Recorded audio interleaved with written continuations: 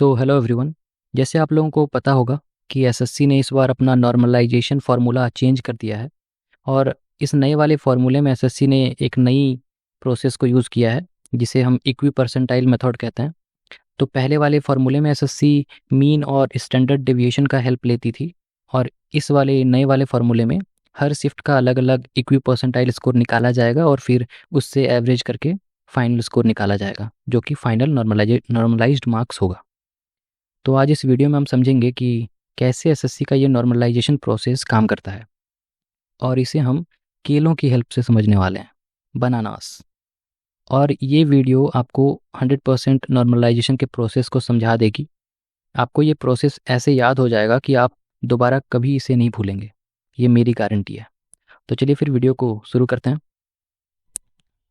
यहाँ जैसे कि आप देख सकते हैं कि मैंने एक प्रेजेंटेशन बनाया हुआ है, और यहाँ पे एसएससी का जो ओल्ड फार्मूला है ये मैंने लिख रखा है।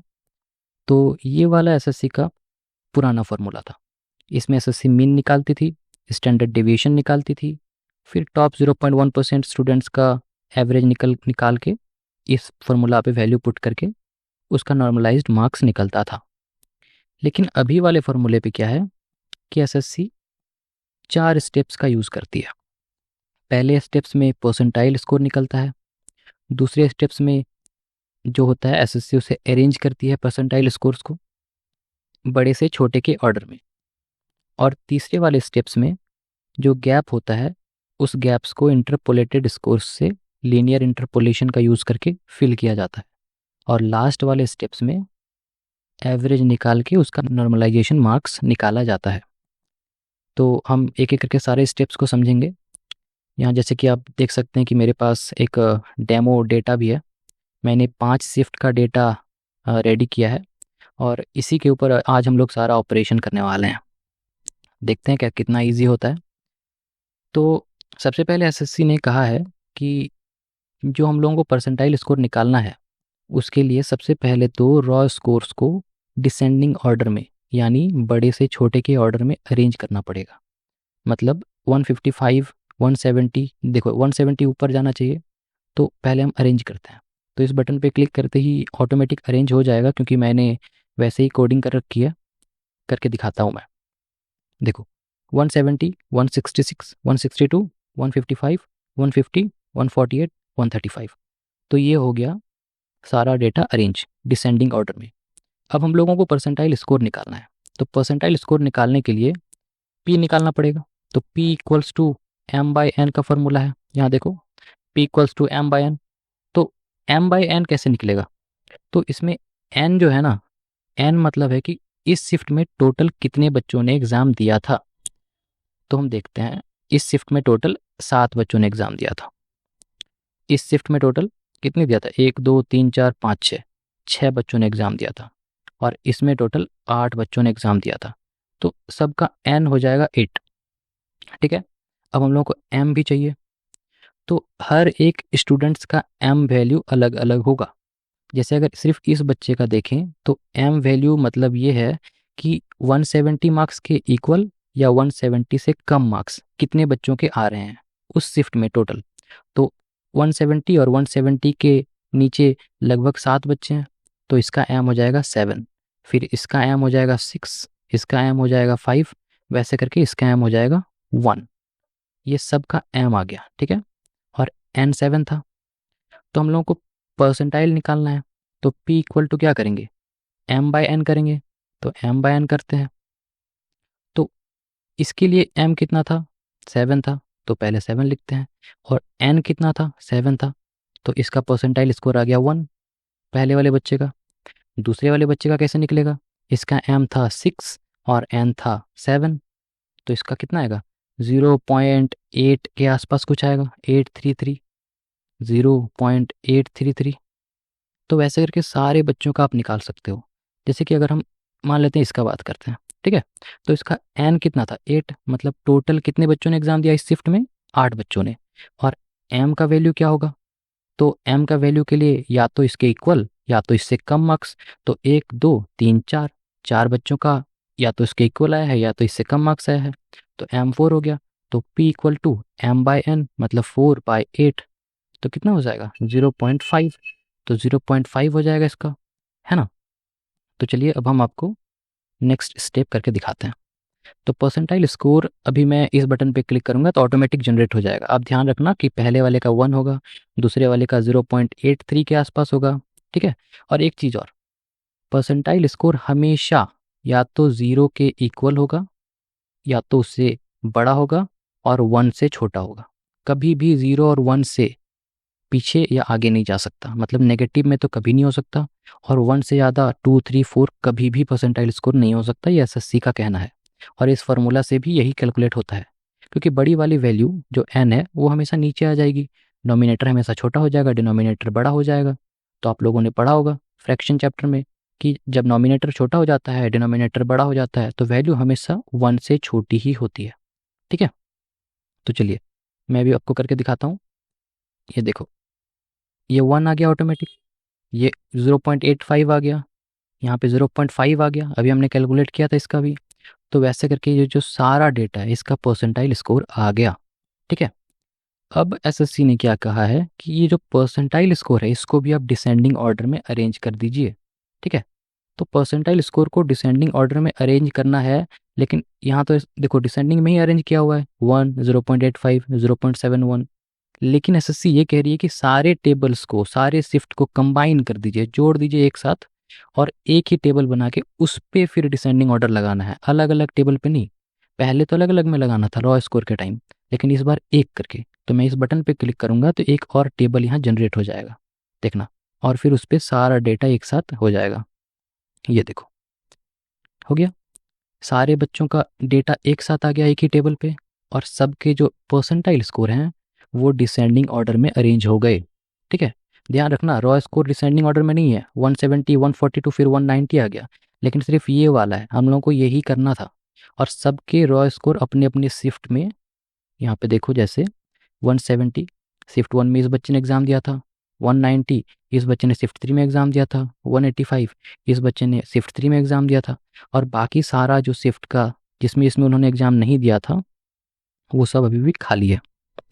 तो एसएससी कह रही है कि अब हम लोगों को ये सारा डेटा भी फिल करना पड़ेगा, ठीक है। तो हम लोग ये सारा डेटा फिल कैसे करेंगे, लीनियर इंटरपोलेशन का यूज़ करके। अब ये लीनियर इंटरपोलेशन का जो प्रोसेस है ये थोड़ा सा ट्रिकी है, आपको यहाँ समझना पड़ेगा ठीक से। अब मान लेते हैं कि हम लोगों को यहाँ वाला ब्लैंक का निकालना है, ये वाला वैल्यू निकालना है, ठीक है। कि अगर ये बच्चा शिफ्ट 1 में एग्ज़ाम देता तो शिफ्ट 1 के क्वेश्चन के हार्डनेस और इजीनेस के हिसाब से इसके कितने मार्क्स बनते, ज़्यादा बनते, कम बनते, ये हम लोगों को चेक करना पड़ेगा। वो हम लोग कैसे चेक करेंगे, उसके लिए एक फार्मूला है एसएससी का, और वो फार्मूला ये वाला है, यहाँ देखो ये फार्मूला, ठीक है, ये वाला। इसमें एसएससी कहती है कि x2 minus x1 by p2 minus p1, यहाँ मत समझो, मैं आपको ठीक से समझाता हूँ। एसएससी का कहना है कि जिस बच्चे का आप ये इंटरपोलेशन स्कोर निकाल रहे हैं उसमें हम लोगों को ये फार्मूला लगाना है, x1 plus x2 minus x1 by p2 minus p1 multiplied by p minus p1। अब ये x1, x2, x1 ये क्या है, तो एसएससी का कहना है कि जिसका निकाल रहे हैं उसके नीचे का जो नॉन ब्लैंक एरिया है, जो नॉन ब्लैंक स्कोर है, वो वाला हो जाएगा x1। मतलब ये ब्लैंक है, ये ब्लैंक है, ये खाली है, ये खाली है, ये खाली नहीं है, तो ये हो जाएगा x1। अगर यहाँ भी खाली रहता तो फिर ये नीचे वाला हो जाता। तो हम मान लेते हैं कि x1 हो गया 166, ठीक है। अब x2 क्या है, तो x2 जस्ट ऊपर वाला, उसके जस्ट ऊपर वाला, मतलब कि नॉन ब्लैंक। अब मान लेते हैं कि अगर हम ये वाला निकालते हैं, ठीक है, तो इसका x1 x2 क्या हो जाता, इसका x2 142 हो जाता, क्योंकि ये नॉन ब्लैंक है। ये नहीं होता, ये नहीं होता, क्योंकि यहाँ खाली है, ऊपर वाला x2 नीचे वाला x1, ठीक है। तो x2 इसका हो जाएगा 170। अब p2 और p1 क्या है, तो x2 का जो परसेंटाइल है वो हो जाएगा p2, और x1 का जो परसेंटाइल है वो हो जाएगा p1। तो ये हो जाएगा p1 और ये हो जाएगा p2। तो p1 हमारा हो गया 0.85 और p2 हमारा हो गया 1, ठीक है। अब ये p क्या है, तो पी हम जिसका भी निकाल रहे हैं इंटरपोलेशन स्कोर, उसका खुद का परसेंटाइल स्कोर को पी कहेंगे। ठीक है, मतलब ये हो गया पी। तो यहाँ पे पी हो गया 1। अब इस फॉर्मूला में हम लोग पुट करते हैं। तो x1 की जगह क्या था, 166 प्लस x2 माइनस x1, मतलब 170 माइनस 166 इज इक्वल टू 4 बचा, बाय P2 माइनस P1। 1 से 0.85 गया तो क्या बचा, 0.15 बचा, और मल्टीप्लाई करके P माइनस P1, तो P1 है और P भी 1 है। देखो P1 है और P1 0.85 है, मतलब अगर हम P माइनस P1 करें तो भी 0.15 बचेगा। कट गया 166 प्लस 4, 170 आ गया। मतलब कि अगर हम यहाँ पे वैल्यू पुट करें, मुझे कलर चेंज करने दो, मतलब अगर हम इसका इंटरपोलेशन मार्क्स देखें तो 170 होगा। ठीक है, वैसे करके हम सबका निकाल सकते हैं। अभी मैं आपको और भी एक निकाल के दिखाता हूँ। हमने इसका निकाला 170। चलो मान लेते हैं हम ये वाला निकालना चाहते हैं, यहाँ वाले बच्चे का। ठीक है, कि अगर ये बच्चा ये S5D5 अगर शिफ्ट 4 में एग्जाम देता तो उसके कितने मार्क्स बनते, उस शिफ्ट 4 के क्वेश्चन के हार्डनेस और इजीनेस के हिसाब से। तो हम लोगों को क्या चाहिए, पहले तो x2 चाहिए, x1 चाहिए। तो ये हो गया x1, ऊपर वाला हो गया x2, और इसी के सामने वाला परसेंटाइल स्कोर हो गया P1, और इसके सामने वाला परसेंटाइल स्कोर हो गया P2। और जिसका निकाल रहे हैं, मतलब यहाँ वाला निकाल रहे हैं, सॉरी यहाँ वाला निकाल रहे हैं, तो ये हो गया P। अब वैल्यू पुट करते हैं, x2 माइनस x1, तो 160 माइनस 155, तो 5 हो गया।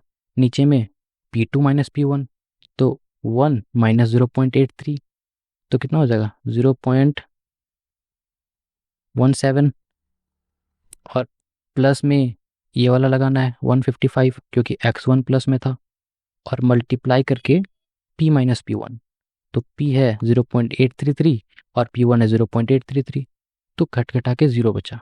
अब 0 से कुछ भी मल्टीप्लाई करेंगे 0 ही बचेगा, तो सिर्फ 155 बच गया, मतलब इसका 155 ही होगा इंटरपोलेटेड स्कोर। ठीक है, वैसे करके आप सबका निकाल सकते हो, ये तो नॉर्मलाइज्ड स्कोर का टेबल है, सबका निकाल सकते हो आप एक एक करके। एसएससी इसी फॉर्मूले का यूज़ करती है। यहाँ देखो मैं दिखाता हूँ, ये एसएससी इसी फॉर्मूले का यूज़ कर रही है, और यहाँ पे एसएससी ने सेम वही चीज़ बताया है जो मैं अभी बता रहा हूँ। ये वाले यहाँ पे सब कुछ सेम यही है जो मैंने अभी बताया। ठीक है,